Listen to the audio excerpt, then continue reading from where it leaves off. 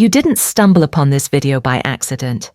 You were led here at the perfect time, in the perfect moment, when your soul has been whispering something you've yet to name.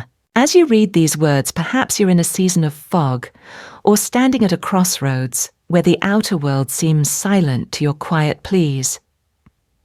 But listen closely. The universe doesn't speak through noise. It speaks through gentle nudges in your intuition, through the coincidences you dismiss as random, and sometimes through something as simple as a video like this. Here is the truth your heart must remember: every sincere prayer is heard. No desire is placed in your heart without a path, however invisible, already laid for its fulfillment. And what you need isn't frantic effort. It isn't restless worry. It is one thing only: faithful acceptance. Have you ever planted a seed and dug it up the next morning to check if it's growing? Of course not.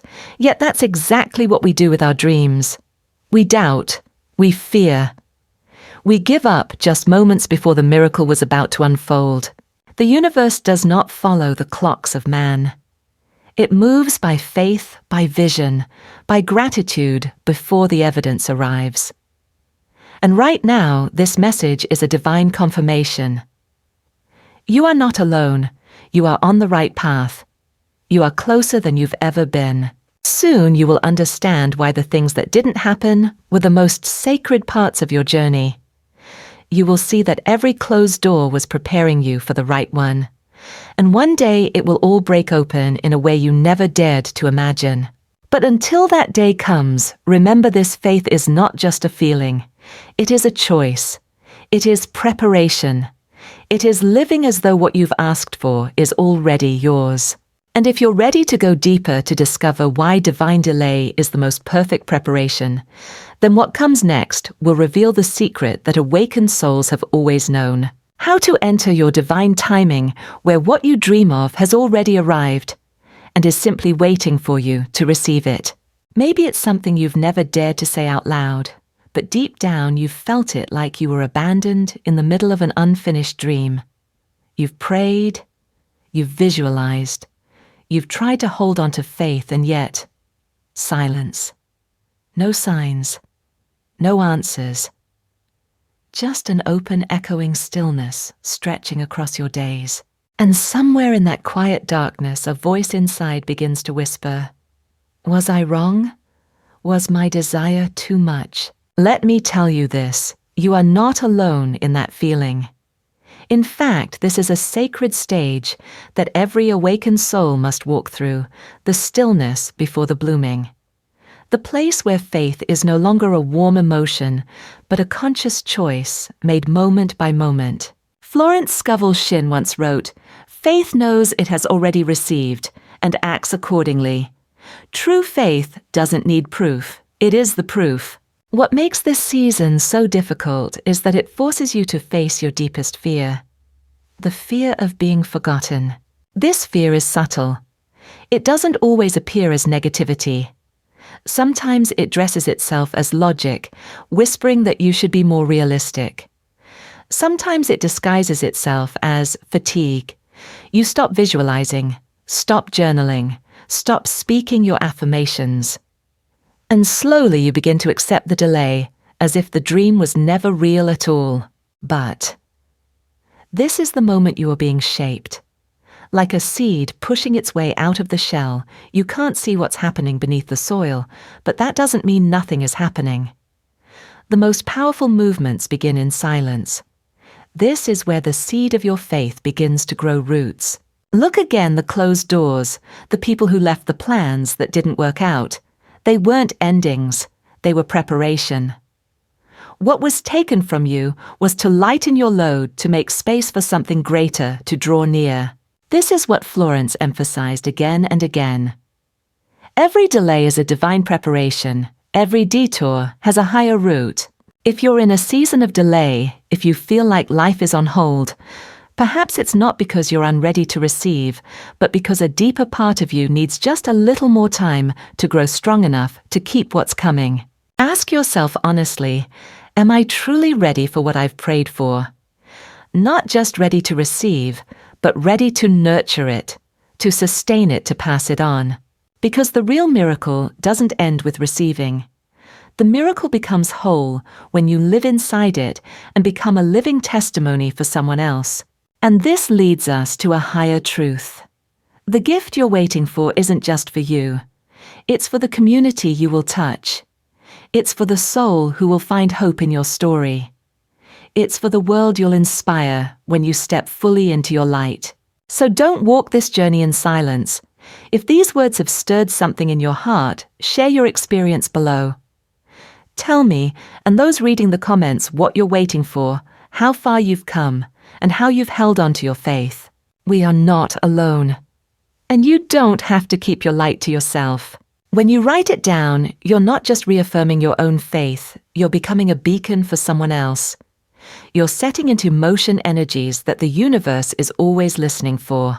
And when you're ready, come with me into the next chapter, where we'll explore why the dreams that seem to have died are often the holiest ones protected by the universe in silence.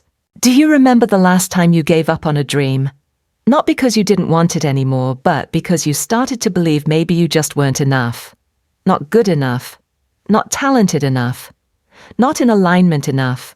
You looked around and saw others manifesting their desires while you remained stuck.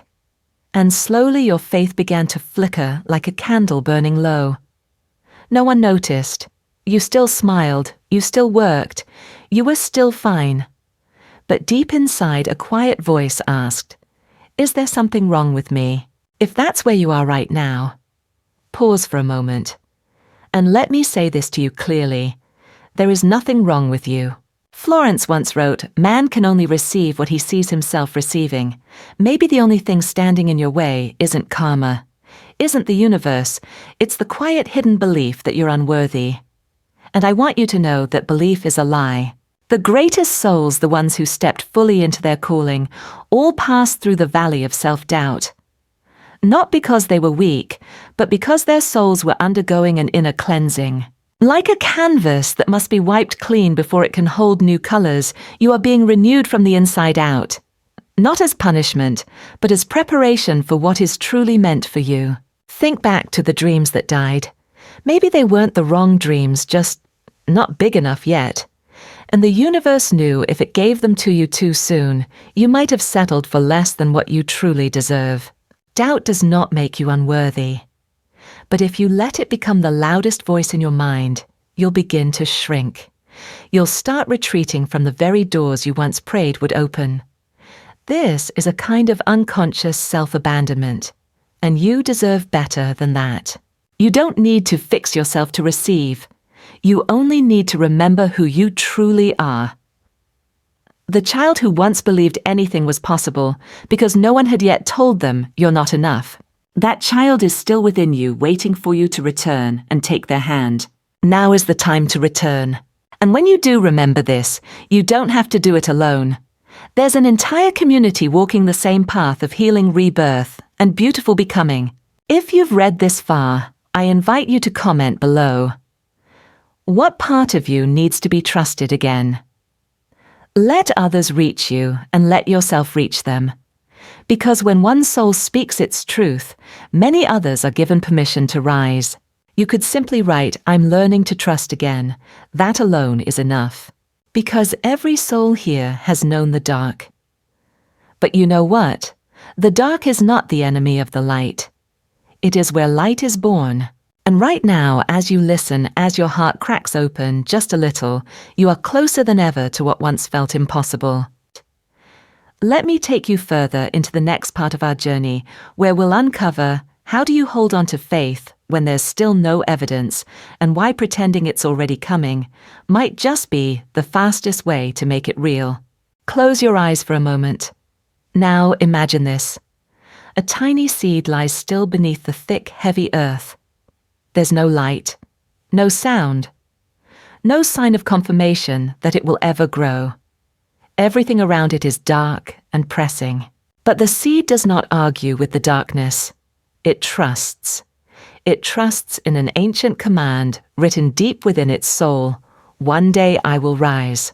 Carl Jung called this the symbol of rebirth in the unconscious. and Florence Scovel Shinn reminded us the seed of faith must have darkness to germinate.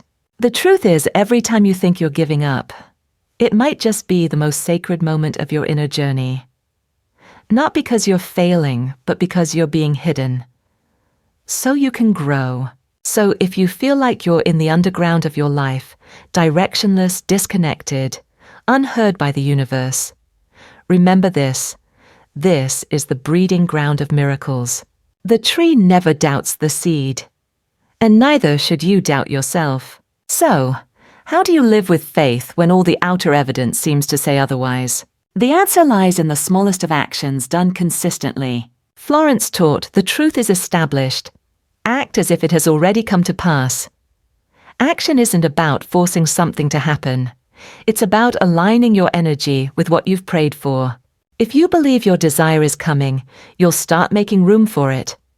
You'll prepare as if its arrival is guaranteed. And that is the language the universe understands best. You don't need to make a grand move. Just set your alarm 5 minutes earlier to journal. Hang a picture that symbolizes your dream. Or more powerful than all, begin treating yourself as if what you desire has already arrived. Try whispering to yourself each morning, I am the person whom the miracle is already finding. You can begin today. Comment below what you're ready to prepare for. Writing it down anchors your faith into action, and when others see your preparation, they'll feel inspired to begin preparing for their dreams too. Because the truth is, we don't manifest alone. Every comment, every shared thought is a seed planted in the collective consciousness. And no seed is ever lost. It will bloom at the perfect time, perhaps in the heart of someone you've never met, who might one day send a message that lifts you up just when you need it most. You see, this isn't just a video anymore, it's a communal ritual, a sacred remembering that faith is not waiting for a miracle. It is the miracle. And right here in this dark and fertile ground, you are not just waiting for light. You are learning how to become the light. In the next chapter, we'll explore what helps someone hold on to their light when everything is falling apart. And how can we turn this journey into a gift for the world, not just a personal victory? Have you ever felt like you were carrying an invisible blade, not at your throat, but right through your heart? This is the dark before the dawn. There's no light at the end of the tunnel, only an echo inside whispering, you're still not enough. You're still flawed. You're more afraid than you're willing to admit. And so fear becomes a shadow that clings to you, making you wonder if you've lost your way. In Jungian terms, this is the dark night of the soul, a spiritual shaking that reaches your very cells, as if your soul is digging into its deepest layers. This is when shadow work truly begins, facing the parts you don't want to claim, your wounds, your worries, your shame, your feelings of being left behind. But look again, it is in this darkness that light is planted. Florence said, "No light in the psyche is cast by oneself. The light is outside. Your isolation, your hurt, your doubt, they are not your truth. They are shadows. Temporary eclipses arising because your soul is in transformation. And when you pause to face them, you begin to shed the heavy shell around you. You begin to feel the quiet glow rising from within. There's an old story of a soldier in the night of war. He pressed into the darkness, seeing no bullets, hearing no enemy, only the beating of his heart. And in that moment, he learned to listen, not to the noise of fear, but to the rhythm of being alive. He realized his life wasn't in the glitter. It was in the quiet endurance of the darkest hour. This is the universe's lullaby to you. If you are still breathing, you are still on the path towards something greater. So how do you live through this season without losing yourself? Allow. Say to the darkness, you may be here, but you are not everything. Allowing it to be without letting it rule you is the most powerful light you can shine. Express, write, paint, sing. Let the darkness move, not remain hidden. When you express, you reclaim your place as the creator, not the captive. Reflect. Journal this, what have I endured? What have I survived? you may be surprised to find you're far stronger than you believed. Share. When you say out loud, "This darkness runs deep for me," you awaken other hearts that have been hiding too. Community is not just where we are held, it's where the wind pushes us forward beyond who we were yesterday. Right now, comment below. What I'm most afraid of right now is, and if you see someone who's walked a path like yours, speak this truth: I see you. You're not alone. Because in this darkness we don't just connect, we begin to heal. For it is in the deepest night that your soul is carved into something more powerful, like a diamond born under immense pressure. And when the true dawn comes, it won't just be bright, it will be magnificent. In the next chapter, we'll explore: how do you turn your inner light into a torch that lights the way for others, not just for yourself? And why this journey never ends with just you, but expands into your community and eventually into the world. If you've made it this far, your heart is likely calling for action, but maybe there's still a quiet space between wanting and doing. Florence always reminded us, action impresses the subconscious. Even the smallest act can stamp your belief deep into your being, initiating the energy chain that leads to your desire. One morning, just scribble in your journal: "Today I choose to believe." One simple line. It doesn't have to be perfect, just consistent. Florence said, do not neglect the day of small things, for little beginnings have big endings. This act alone can awaken the spark inside you, like the first flash of light breaking the long night. Faith isn't just a thought, it's a word. It's a gesture. Try declaring, "My vision is alive in me now." Each time you speak it, you're sweeping your mind clean with the frequency of faith, and the universe responds with aligned opportunities. Combine writing with speaking. Ask yourself, what action can I take today that reflects my belief? Then follow through. A new step. A kind hello. A public post sharing your dream. Each is faith made visible. Fear is not the enemy. It's simply a sign you've arrived at the edge of the unknown. Florence once wrote, "There is indeed a wilderness to pass through before your promised land is reached." And again, the lion draws his fierceness from your fear. Walk up to the lion, and he disappears. Don't run from fear. Interrupt it with small action. Call someone who lifts you up. Post a comment sharing your raw truth. Or simply take 5 slow breaths to remind yourself you're still here, braver than yesterday. Here's a call to our community. If you're learning to take action one step at a time, write, "I take one step today," in the comments below. Let it ripple out as a collective wave of belief. And when you see others, even just one person, say, "I did it," you'll remember, you are not alone in this journey. You are part of a current of courage, not just walking forward, but helping carry others too. Because your action is not only for receiving, it's for creating space for someone else to begin. In the next part of this video, we'll explore: how can your actions become a torch guiding others out of their darkness? And why this journey doesn't end with you, but keeps expanding, becoming light for the world. You've come a long way. From the silence where faith was first whispered through the shadows of doubt into the small but powerful actions of today.